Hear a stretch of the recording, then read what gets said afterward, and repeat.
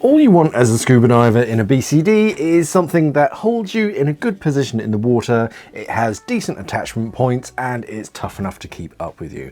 Hi all of you awesome scuba divers out there, welcome to the Scuba Diving Magazine channel, your favourite place for the latest scuba diving news and gear reviews. So the SEAC Pro 2000 BCD is what I call a hybrid style BCD, and I'll explain what that means in a little bit. If you like the feel of a jacket style BCD, but you prefer the buoyancy trim of a wing, then this has the best of both worlds. But first, let's see how it arrives and what comes with it. This is how it arrives, a big plastic bag that you can recycle, obviously. Inside of the bag, you get the BCD. You also get a book of words, 2 books of words to read through, the user manual, another user manual. Okay, so that's just the BCD, that's specifically for this BCD, so some light bedtime reading. You get the integrated weight pouches installed. You get the low pressure inflator hose attached onto the inflator. Some manufacturers like to stow it in a pocket or something, and a lot of people think that it doesn't come with one, but this one does. Most BCDs do tend to come with a low pressure inflator, but in this case it's really obvious where it is, so you just screw that into your first stage. You also get a little hose retainer. So these are handy little clips. You can clip them to pretty much any D-ring on the BCD, and they've got these little attachment points so that you can clip a hose into them, but it's still quick release. So it's handy for things like gauges. A lot of divers put it on their left-hand hip for their submersible pressure gauge, and you can just quickly attach it, and you can detach it if you ever need to in the water. And yeah, it's just a little like wire gate carabiner type, so you can move that wherever you want. A small tag on another D-ring, just information about Cordura fabric, and then it's mainly the BCD itself. You've got the trim weight pouches. Yeah, let's take a closer look at the BCD in all its glory. So let's take a look at the BCD from top to tail. So starting over your left-hand shoulder, you have a pretty traditional corrugated hose. The inflator hose goes down over your left-hand shoulder. It's held in place with a Velcro strap with a bit of branding over the top. There is an emergency whistle attached to that, but you can move that somewhere else if you want it somewhere else. It is quite handy to have an emergency whistle on your inflator because you can usually find your inflator quite easily. So you can find your whistle quite easily. Below that, you have SEAC's inflator. Big inflate button that's nice and separated from the rest of the inflator, so it's easy to find even if you've got gloves on. Same with the deflate button right on the tip, and the oral inflate valve. If you grab hold of the entire inflator and pull it down over your left hand shoulder, there's a cable inside that leads to the valve on your left hand shoulder. If you pull on it, then it opens up that shoulder valve, so if you're in upright position, it just means that you're going to vent really quickly, so it's quite a convenient way to start a dive, but you don't have to lift your inflator all the way up. You can just pull it straight down to deflate. Underneath that inflator, you have a pre-bent metal D-ring to attach things onto. It comes with a hose keeper on it, but again, it's just a wire gate clip. You can relocate that if you want, and sort of put it either on the waistband or down at the bottom, wherever you want to sort of have that keeper. One clever feature on the shoulder straps, and you can tell by the AHS, the adjustable harness system branding on the back, is that you can, it's hard to see especially in this position, but there's some adjustable straps behind this padding, so you can adjust the length of the shoulders. So even though you can't change where those D-rings are, you can make them a little bit higher or a little bit lower, so that if you naturally go to clip something off and the D-ring isn't there, it's a little bit lower, you can actually shorten that up and kind of readjust where the buckles and everything is. On the right hand shoulder strap, you have a pair of stainless steel pre-bent D-rings, so you can clip things off onto that. Pre-bent just means that the bottom just lifts away from the strap a little bit more, so you can grab hold of it, and you've got two of them so you can start to separate some stuff. Below that, pretty big and chunky pinch clip, and of course you can adjust the length of the shoulder straps. On the inside, you have a cable that runs to your overpressure valve on your right hand shoulder.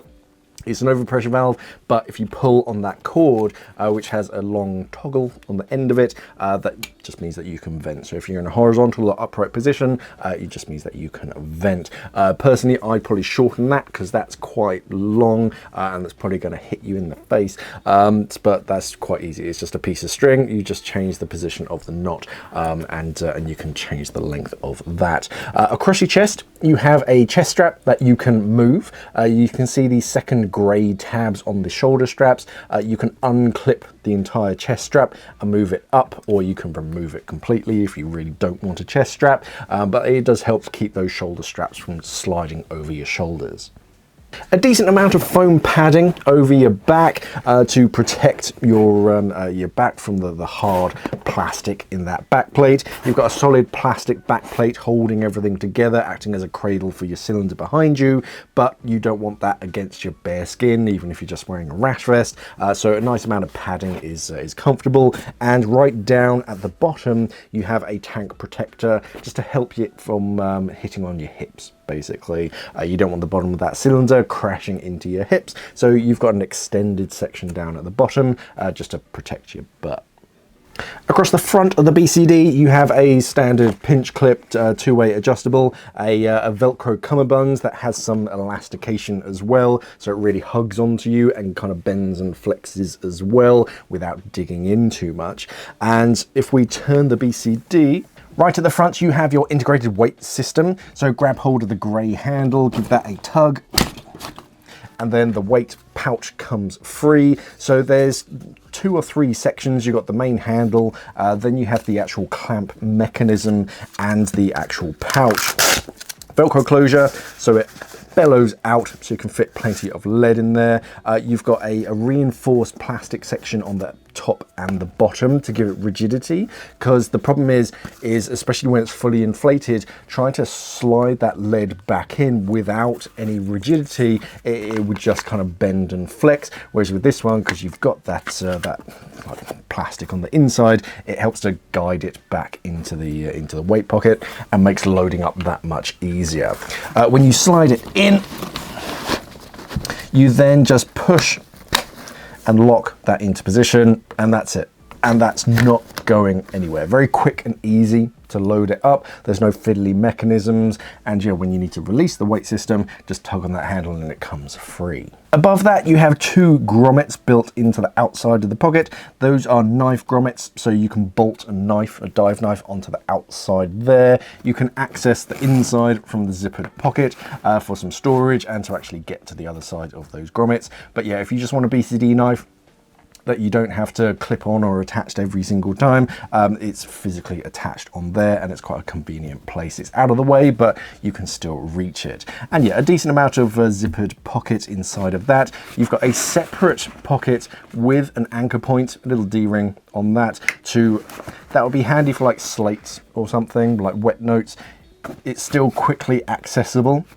There's no like locking zipper or magnets or anything, but you do have a leash so that if something does fall out of that, then at least it's attached. But yeah, a quick access pocket. On top of that, you have this little cutout here. So this is effectively an octo holder. So if you don't want to use clips or anything, then what you can do is create a bite, just a bend in the hose, tuck the hose into there, and it kind of sits behind the pocket and outside of the bladder, and that way your octo is quick release, so you can just have the second stage readily available, tug on that, it pulls the hose free without needing any clips. If you prefer clips, you have a D-ring right at the top, you have a second D-ring that hangs down at the bottom, so plenty of options there for you depending on whether you want your octo hose to have a clip or doesn't have a clip. Here on this side of the BCD, you can see a grey strap with a volume adjustment band written on it.